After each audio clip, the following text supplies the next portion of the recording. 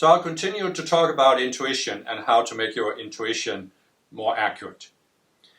And I've said that the outer mind, the ego, always wants to pull you into these extremes. And there is one extreme that's very, very powerful, that has a very powerful pull on people. You can see it all over the world, but you also see it in spiritual movements.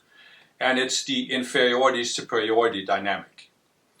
And I've always had the thought that if I'm a spiritual person, I shouldn't make the same mistakes that the Christians are doing or the Orthodox religious people are making. I should be a little smarter, therefore have to be more willing to look at myself and to see if I'm actually doing the same thing. And so there is this inferiority-superiority dynamic. And as spiritual people, we have a special version of it.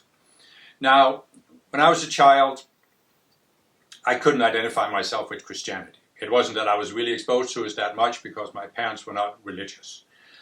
But when I did hear about Christianity, I couldn't identify with it. I didn't fit in.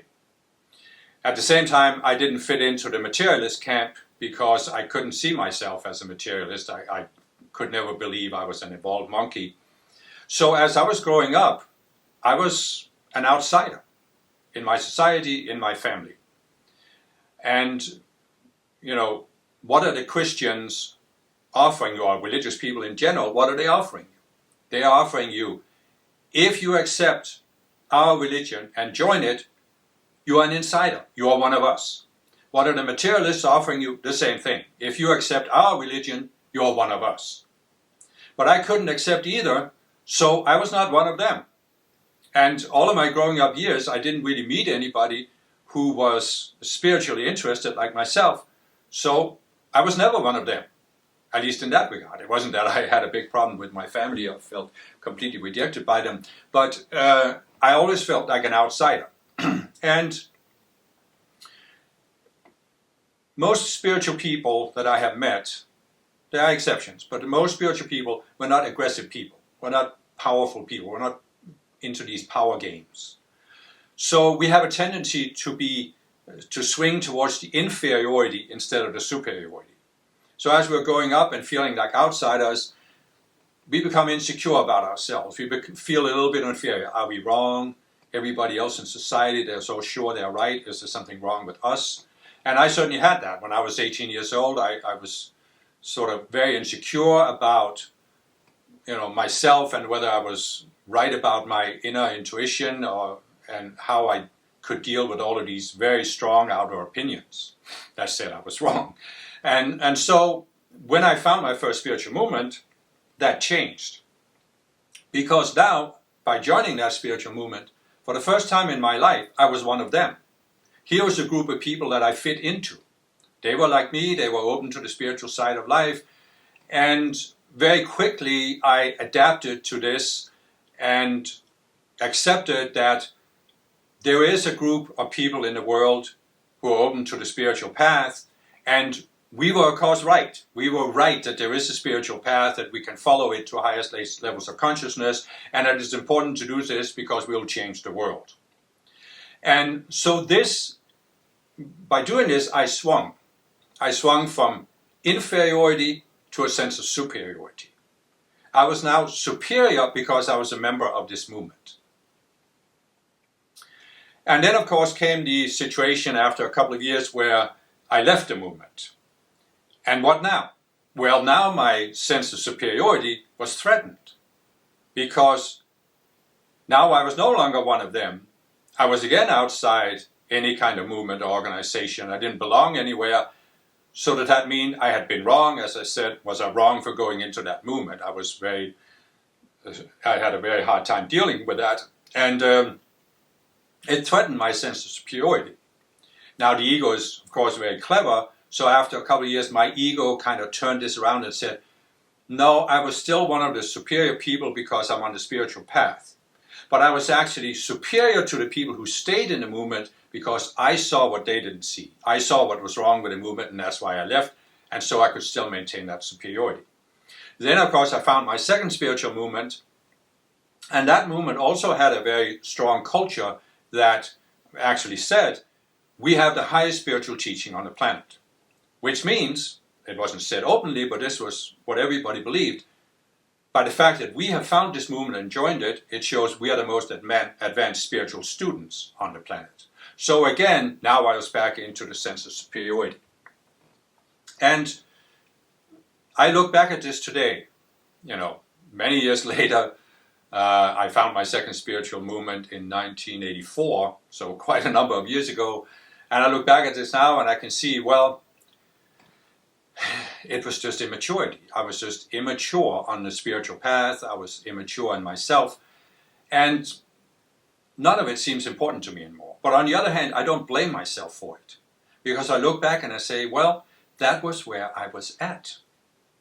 And how could I expect to be at some high level when I grew up in a society where I heard nothing about a spiritual path, nothing about raising my consciousness. I had to start somewhere. I had to experiment. I had to learn. I had to make mistakes in order to learn. I remember as a child, I heard this saying, you have to learn from your mistakes. And my instinctive response was, well, then you better make some so you can learn as fast as possible. Because I always had this desire to learn and to grow. So it's natural. What I'm trying to point out is, of course, I'm telling my personal story, but I have seen thousands of other people go through the same thing. As spiritual people, we tend to feel slightly inferior in relation to society, but then when we find a spiritual teaching or movement, we swing to the other extreme and start feeling superior. And this is, of course, the classical pairs that the Buddha was talking about, inferiority, superiority, the dualistic extremes. So what happens with this is that our ego uses this in a very clever way to keep us fixed. It says, you were inferior before you found this spiritual movement. Now you're superior. But that means you can't ever leave. You have to stay where you're at. And as I said, there are people that I know that are still in that first meditation movement that I left so many years ago. And they still believe this is the highest spiritual movement and the highest spiritual technique. And perhaps it is for them. I'm not saying that. But I think really most people over a lifetime, especially if we find the spiritual path and we are younger, will go through several spiritual teachings and movements in order to get the maximum growth. So we have to be alert to this, that the ego can't use this fear of being plunged back into inferiority to make us stay in an outer movement or teaching longer than we should in order to gain maximum growth. And how do you go beyond this? How do you really escape this quagmire of inferiority, superiority? Well, for me, the first stage of this process of pulling myself beyond this was that I started becoming more aware of the ego and how the ego works. And I realized that the ego always has these two dualistic extremes. So on the one hand, it's trying to make me feel inferior. If it can't do that, it tries to make me feel superior. And it does that by introducing something called spiritual pride, where I feel that because I'm spiritual, because I'm on a spiritual path, because I'm in this movement, I follow this guru, I practice this technique, I've done so many exercises, I'm superior. And you are proud of that fact. Your ego is proud of the fact of all of these outer things you've done.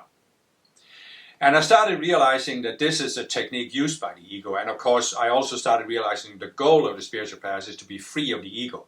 And how do I become free of the ego? Well, I can't let the ego play its games on me. I can't be pulled into these ego games. So I have to learn to see through these ego games and get beyond them. So I became very aware of this need not to be prideful, and it wasn't a matter of being humble, because again you can say there's pride and there's humility. That's what I usually talk about in the world. But I realized it's again the middle way. There's a way to go beyond the two extremes. You're neither prideful nor do you have this false humility.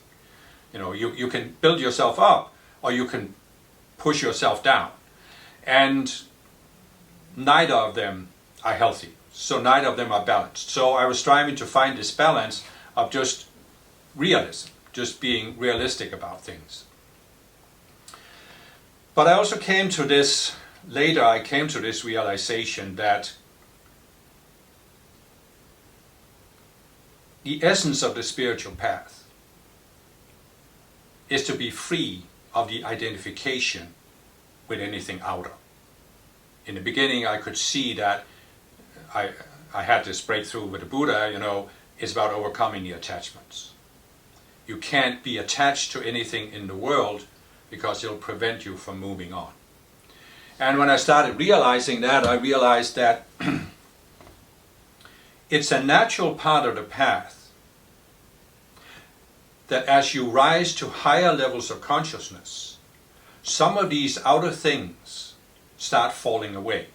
So in other words, at a lower level of the path, there are certain things that are very, very important to you.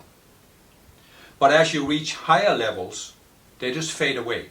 They just fall away from you. They're not important anymore. And so there came a point where I started realizing that when I was younger, because of my insecurity, it was very important for me to feel that I was okay. For me, it was really not so much a matter of feeling that I was better than others or superior to others. But I needed to feel that I was okay, that there wasn't anything wrong with me. Because I had a very strong programming in my subconscious mind, and of course I met many people who have the same thing. There was something wrong with me. And many spiritual people have it because we have sort of been told that if we don't believe in the standard beliefs of our society, there's something wrong with us. If we ask all of these questions, you think about religions.